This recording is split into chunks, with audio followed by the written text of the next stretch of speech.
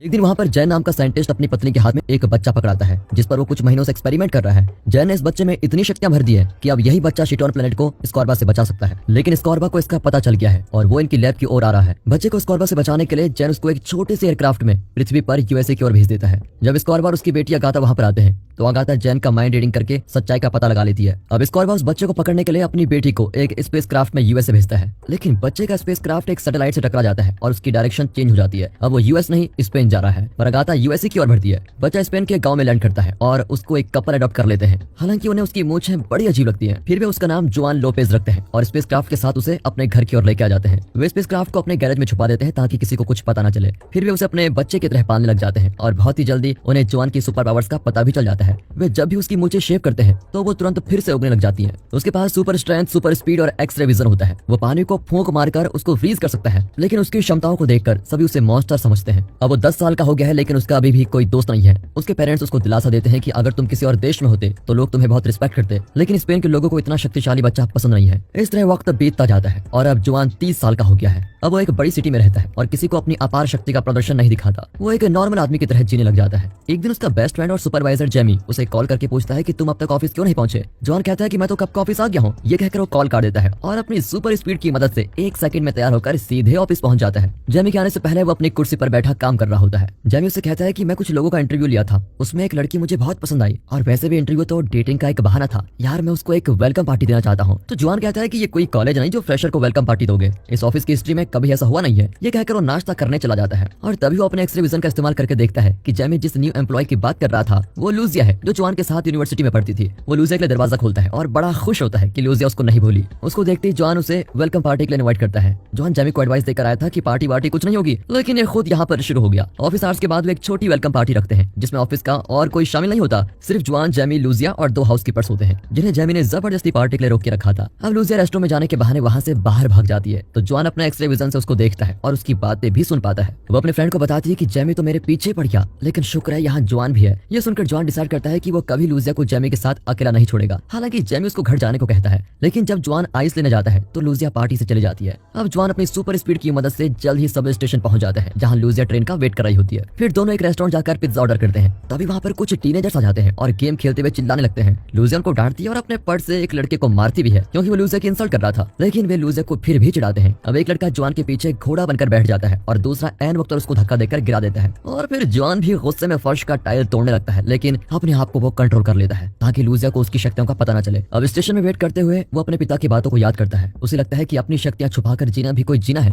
तभी अचानक एक सबवे ट्रेन उसके सामने से गुजरती है और साफ पता चल रहा है कि वो ड्राइवर के कंट्रोल में नहीं है। उसको जाते ही जॉन को चिप नाम की कंपनी का एक एड दिखता है जिसमें लिखा हुआ है कि आज अपनी काबिलियत को साबित करने का सबसे अच्छा दिन है। अब जॉन तुरंत ट्रैक पर कूदकर भागने लगता है। सुपर स्पीड की वजह से वो अगले स्टेशन पर जल्दी पहुंच जाता है और आती हुई ट्रेन को रोकने की पूरी कोशिश करता है, पर ट्रेन तो उसको खींच कर लेके जाती है। फिर भी वो अपनी सुपर स्पीड को यूज करके अगले स्टेशन पर पहुंच जाता है और इमरजेंसी फायर होस की मदद से ट्रेन को ब्लॉक करने की पूरी कोशिश करता है और इस बार उसका आइडिया काम कर जाता है। ट्रेन रुक जाती है और क्रैश होने से बाल बाल बचती है। अब सभी जॉन को घूरते हैं कि ये है कौन। फिर जॉन अपनी पहचान छुपाने के लिए एक आदमी की कैप निकालकर पहन लेता है और वहां से चला जाता है। अगले दिन इस सुपर हीरो की खबर पूरी दुनिया में फैल जाती है। दूसरी ओर अगाथा बड़ी हो गई है और चिट कंपनी की सीईओ बन गई है। दरअसल चिट दुनिया की सबसे बड़ी इलेक्ट्रॉनिक कंपनी है। वो अभी भी जॉन को ढूंढ रही है। इस न्यूज की वजह से उसे पता चल गया है कि वो आदमी जॉन ही है जिसने ट्रेन को बचाया। अब वो अपने रोबोट क्लोन्स को लेकर स्पेन जाने का फैसला करती है। अगले दिन ऑफिस में भी सबवे के सुपर हीरो की चर्चा होती रहती है, पर लूजिया बड़ी परेशान है क्योंकि लाख समझाने के बाद भी जेमी उसे तंग कर रहा होता है। इतना नहीं, उसने लूजिया के लिए ढेर सारे ऑफिस कार्ड्स भी छुपा दिए हैं। अब लूजिया जॉन को एक कार्ड देती है। न्यूज देखकर लूजिया कहती है कि स्पेनिश सुपर हीरो सुनने में बड़ा अजीब लगता है। सुपर हीरोज या तो अमेरिकन, ब्रिटिश या जापानीज होते हैं। जर्मन भी ठीक है, लेकिन स्पेनिश कभी नहीं। उनकी बातों के बीच जेमी वहाँ कबाब में हड्डी बनकर आ जाता है। न्यूज में बताया जाता है कि चिट की CEO Agatha Spanish super hero से मिलने आ रही है। ये देखकर लूजिया को यकीन हो जाता है कि ये सब एक पॉपुलैरिटी स्टंट है, यानी कि पब्लिसिटी स्टंट। अगाथा अपने पिता को कांटेक्ट करके बताती है कि मैंने जैन के बेटे को ढूंढ लिया है। इतना नहीं, आज मेरी कंपनी की टेक्नोलॉजी को घर घर में यूज किया जा रहा है। यहाँ के सारे इंसान लगभग मेरे कंट्रोल में आ चुके हैं। पर स्कॉर्बा कहता है कि उसे ढूंढने में तुम्हें इतने साल क्यों लग गए, मैं अपनी आंखों से देखूंगा तभी मुझे विश्वास होगा। फिर जब जॉन घर लौटा होता है तो उसके कान में हाई वॉल्यूम का साउंड बजने लगता है और उसके सर में बहुत दर्द भी होता है। दरअसल ये अगाथा की आवाज है जो डायरेक्टली उसके माइंड से बात कर रही है। वो कहती है कि तुरंत चिट बिल्डिंग में आ जाओ। जॉन वहाँ पर जाता है तो अगाथा उसे अपने साथ डिनर करने को कहती है। वो जॉन को कन्विंस करती है कि इस प्लेनेट में हम दोनों एलियंस हैं, तुम चाहो तो मैं तुम्हें वापस शिटॉन प्लेनेट पर भेज सकती हूँ जहाँ तुम्हें अपनी सुपर पावर्स छुपाकर जीना नहीं पड़ेगा। लेकिन जॉन को उस पर विश्वास नहीं होता और वो उठकर जाने लग जाता है। तभी अगाथा उसका माइंड रीड कर लेती है कि तुम्हें तो लूजिया से प्यार है ना, और वो तुरंत अपने रोबोट्स क्लोन को भेजकर उसको रोक देती है। देती है। लेकिन जवान भी एक ट्रेंड फाइटर है और अपनी सुपर पावर्स की मदद से उन रोबोट्स क्लोन्स को खत्म कर देता है। लेकिन वे बड़ी तादाद में आने लग जाते हैं और उसके ऊपर चढ़ने भी लगते हैं, पर जवान नीचे से निकल जाता है और वहाँ से बच निकलता है। जल्द ही वो अपना कोट वहाँ छोड़कर चला जाता है। अब उसके कोट पॉकेट से अगाथा को लूजिया का बिजनेस कार्ड मिलता है और वो अपना अगला प्लान तैयार करती है। यहाँ जवान के ऑफिस में जो क्लीनिंग रोबोट्स होते हैं वो चिट कंपनी के बनाए हुए रोबोट्स ही हैं। फिर अगाथा एक क्लीनिंग रोबोट की मदद से लूजिया की कॉफी कप से उसका डीएनए सैंपल निकाल लेती है। फिर रोबोट खुद को एक कंप्यूटर से कनेक्ट करके अगाथा को ये इन्फॉर्मेशन भेज देता है। अब उसकी आवाज को सुनकर जेमी जो नाइट शिफ्ट कर रहा होता है वो अंदर आकर देखता है कि लूजिया का डीएनए इन्फॉर्मेशन किसी दूसरे कंप्यूटर को ट्रांसफर किया जा रहा है। अब वो उस रोबोट को उठाता है लेकिन उसे लगता है शॉक। अब रोबोट उसे चेज करता है और उसके स्पाइडर जैसे पैर भी निकल आते हैं जो उसने छुपा कर रखे थे।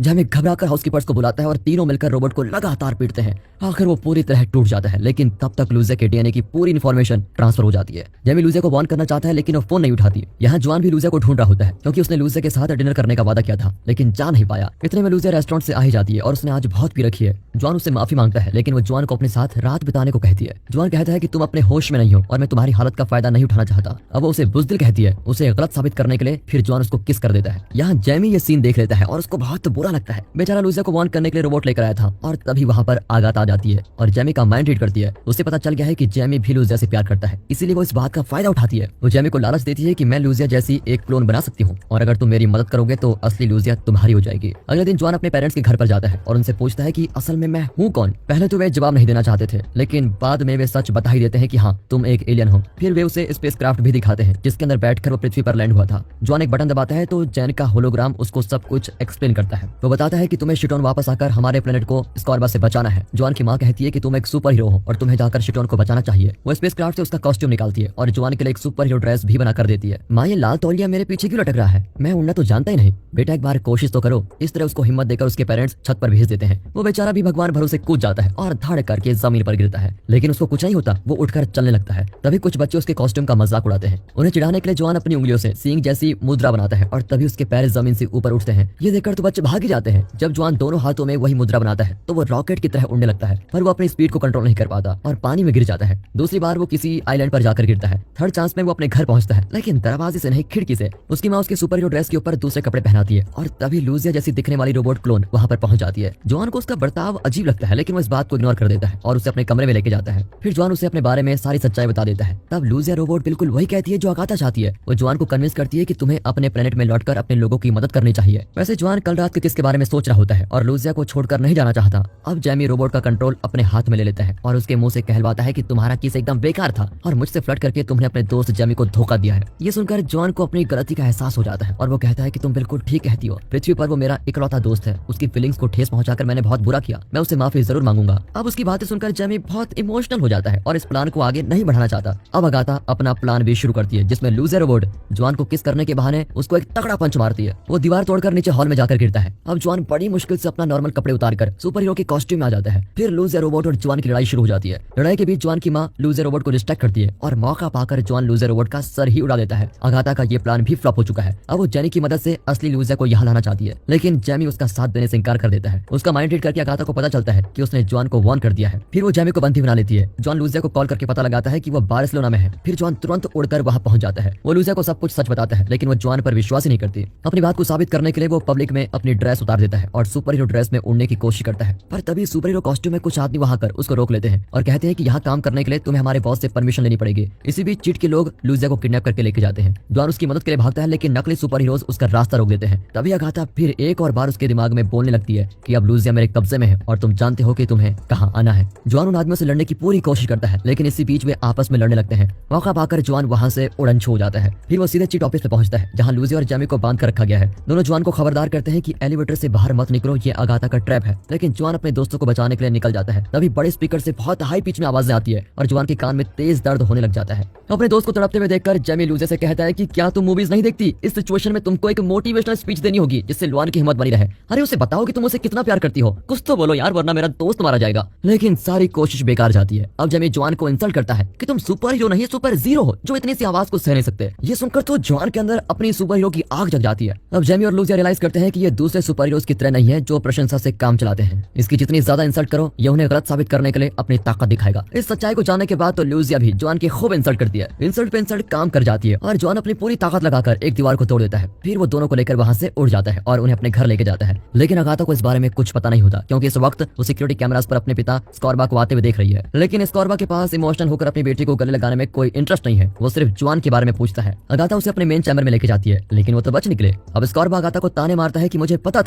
था कि तुम कभी जॉन को पकड़ ही नहीं पाओगे। तुम एकदम यूजलेस हो और हमारे परिवार के लिए तुम एक कलंक हो। मुझे अफसोस है कि तुम मेरी बेटी हो। उसके तानों से तंग आकर अगाथा उसके ऑक्सीजन टैंक को डिस्कनेक्ट कर देती है और वो मर जाता है। लेकिन मरने से पहले अगाथा उसके माइंड को रीड करती है, तो पता चलता है कि इस आखिरी चाल के लिए वो अपनी बेटी से बहुत खुश है। अब अगाथा स्कॉर्बा की कुर्सी संभालती है और अपना अगला प्लान बनाती है। यहाँ जॉन लूसिया को बताता है कि मैं सुपर हीरो नहीं बनना चाहता और नॉर्मल लाइफ जीना चाहता हूँ। ये कहकर वो अपना कॉस्ट्यूम आग में फेंक देता है, पर वो फायर प्रूफ कॉस्ट्यूम है। और तभी अगाथा अपने पिता के स्पेसशिप में वहां पर आती है। लैंड होते ही उसका स्पेसशिप एक रोबोट में ट्रांसफॉर्म हो जाता है। वो कहती है कि मैं पृथ्वी को नष्ट करने वाली हूँ। ये सुनकर जॉन तुरंत अपने सुपर हीरो कॉस्ट्यूम पहन लेता है, लेकिन वो बहुत गर्म होता है। इसी बीच अगाथा उसके बहुत पास आ जाती है। तभी उसको डिस्ट्रैक्ट करने के लिए जॉन के पापा उस पर शॉट गन फायर करते हैं। अगाथा रोबोट के स्पेशल आर्म से जॉन के पिता को खींचने लगती है, पर जॉन उसे रोक कर रखता है। लेकिन उसके पापा की पकड़ ढीली पड़ जाती है और वो रोबोट के अंदर खींचे चले जाते हैं। अब अगाथा जॉन को इतनी जोर से पकड़ती है कि वो बार्सिलोना के फुटबॉल मैच के बीच जाकर गिरता है। अब वो बच्चे जो जॉन का मजाक उड़ाते थे वे इसे रिकॉर्ड करने लगते हैं। जॉन फुटबॉल ग्राउंड से गोल का नेट चुरा कर लेके आता है और उसे रोबोट पर फेंक देता है, लेकिन उसका निशाना चूक जाता है और नेट में उसकी मां फंस जाती है। अगाथा अपने रोबोट आर्म से उसकी मां को भी अंदर खींच लेती है। फिर वो जॉन को पकड़कर जमीन पर पटक देती है और अपने रोबोट के पैरों से उस पर लगातार ISI का छाप लगाती रहती है। वो अपनी इलेक्ट्रिक आरी से उसके टुकड़े कर देना चाहती है, लेकिन तभी जैमी उसे डिस्ट्रैक्ट करने लग जाता है। लूसिया ने उसे ऐसा करने को कहा था। अगाथा जैमी को भी अंदर ले लेती है। अब लूसिया जॉन के पापा का ट्रक लेकर बाहर आती है और जॉन को पुकारती है। उसकी आवाज को सुनकर जॉन जाग जाता है। लूसिया चिल्लाती है कि उस दिन पिज्जा रेस्टोरेंट में उन लड़कों ने तुम्हारे साथ जो किया था तुम अगाथा के साथ वही करो। ये कहकर वो ट्रक को पुल के आगे पार करके वहां से भाग जाती है। फिर जॉन अगाथा के स्पेस क्राफ्ट को पंच करके उसको ठीक जगह पर पोजीशन करता है और उसके फ्रंट ग्लास पर फूंक मारकर